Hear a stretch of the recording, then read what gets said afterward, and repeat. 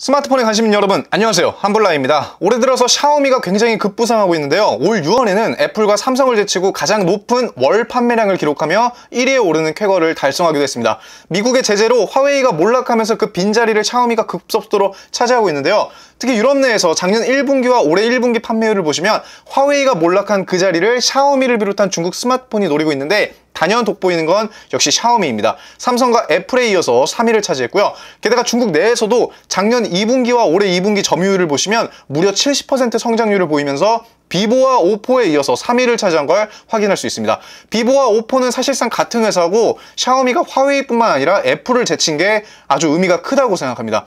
전 세계적으로 큰 인기를 얻고 있는 샤오미지만 역시 국내에서는 반응이 차갑습니다. 아무래도 중국 스마트폰에 대한 불신이 여전히 팽배하기 때문인데요, 가장 큰 논란은 역시 백도어겠죠. 우리가 우선 짚고 넘어가야 할 것은 중국 스마트폰이 백도어가 있냐 없냐, 그건 저도 모릅니다. 다만 화웨이 같은 경우는 미국에서 중국 인민해방군 관련 기업으로 분류가 되어서 블랙리스트에 올랐고 미국의 강력한 제재를 받으면서 빠르게 몰락하고 있죠. 화웨이는 CEO부터가 인민해방군 복무 경험이 있고 중국 공산당과의 유착 의혹이 끊임없이 있었습니다. 게다가 화웨이를 민간 기업으로 보기보다 국영 기업으로 보는 의견이 많은데 그만큼 베일에 감춰진 게 화웨이고, 반면 샤오미 같은 경우는 미국에서 화웨이와 같이 블랙리스트에 올랐다가 올 3월 미국 연방법원이 샤오미를 블랙리스트에서 제외하도록 최종 판결을 내렸습니다. 최소한 미국은 샤오미가 중국 인민해방군과 관련이 없다는 걸 인정한 셈이죠. 그리고 샤오미의 CEO 레이지는 이제 인민해방군 복무 경험도 없고 그냥 공돌이 출신의 이제 민간 기업이라고 볼 수 있어요. 다만 샤오미 또한 중국 기업이란 걸 우리가 잊으면 안 되겠죠. 그 누구도 중국 공산당에게 개길 수 없습니다. 어쨌든 이런 상황에서 뜬금없이 유럽의 리투아니아 국방부가 유럽에서 판매되고 있는 샤오미의 Mi 10T 스마트폰에서 반중 성향의 단어를 검열하는 소프트웨어가 설치되었다고 주장하고 있습니다. 이 소프트웨어는 대만 독립 만세, 자유 티베트 등을 포함한 최소 499개 단어를 검열할 수 있다고 주장하고 있는데요, 심지어 리투아니아 국방부 차관이 기자회견에서 중국의 스마트폰을 사지도 말고 이미 구입한 건 빨리 없애버려라고 말하기도 했습니다. 수위가 상당히 높아요. 2021년 9월 기준으로 리투아니아 스마트폰 점유율을 살펴보면 1위 삼성, 2위 애플을 제외하고 3, 4, 5위가 화웨이, 샤오미, 원플러스 이렇게 중국 회사가 차지하고 있는데 이 비율이 무려 30%에 달합니다. 이 뜻은 리투아니아에서 꽤 많은 사람들이 중국 스마트폰을 쓰고 있다는 거죠. 리투아니아 정부는 스마트폰뿐만 아니라 이미 올 2월에는 미국의 블랙리스트에 오른 중국의 뉴텍 기업의 장비를 금지하기도 했습니다. 자, 그럼 미국 정부를 비롯한 수많은 정부들도 찾아내지 못한 샤오미의 백도어를 리투아니아 정부는 어떻게 찾아냈을까요?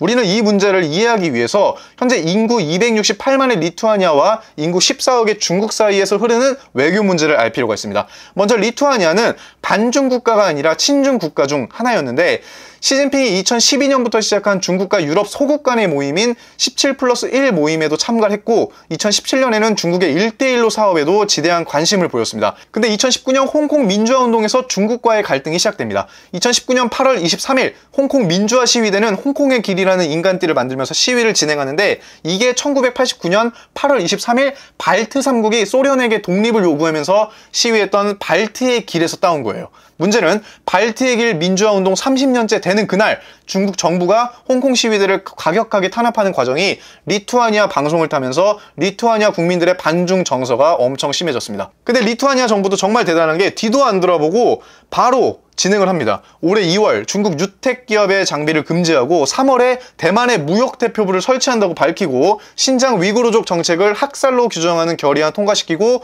5월에는 17+1 모임에서 탈퇴 선언, 그리고 6월에는 대만의 백신까지 지원하면서 중국 공산당의 속을 아주 뒤집어 놓습니다. 여기에 아주 못을 박는 게 리투아니아가 대만에 이제 무역 대표부를 설치한다고 했잖아요. 7월에는 리투아니아의 대만 대표부를 개설했다고 발표합니다. 이게 얼마나 대단한 거냐면 중국과 수교를 맺은 국가는 대만과 무조건 단교입니다. 단 대표부는 만들 수 있어요. 근데 대만이라는 이름이 들어가면 절대 안 됩니다. 하나의 중국을 지지한다는 취지에서 타이베이 대표부라고 개설을 해야 돼요. 우리나라도 93년 중국과 수교를 맺고 대만과 단교 이후에 타이베이 대표부로 개설되었습니다. 근데 리투아니아는 이걸 다 무시하고 대만 대표부로 개설해버린 거예요. 결단력이 얼마나 대단한지 아시겠죠? 리투아니아의 이런 움직임이 반향을 일으키면서 체코와 슬로바키아도 반중에 동참하고 대만과의 거리를 좁히고 있습니다. 자, 이러한 반중 정서가 나비 효과로 작용해서 유럽 전체로 퍼질지는 조금 더 지켜봐야 되겠죠. 어쨌든 리투아니아가 반중 노선을 선택한 이유는 반중으로 인한 손해보다 미국과 유럽연합의 등을 업고 얻는 이득이 더 크기 때문 아닐까 생각합니다.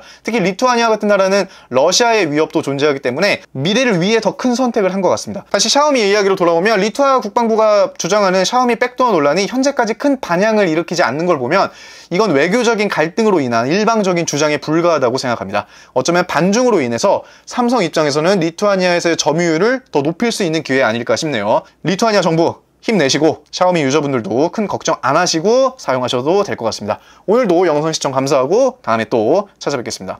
안녕히 계세요.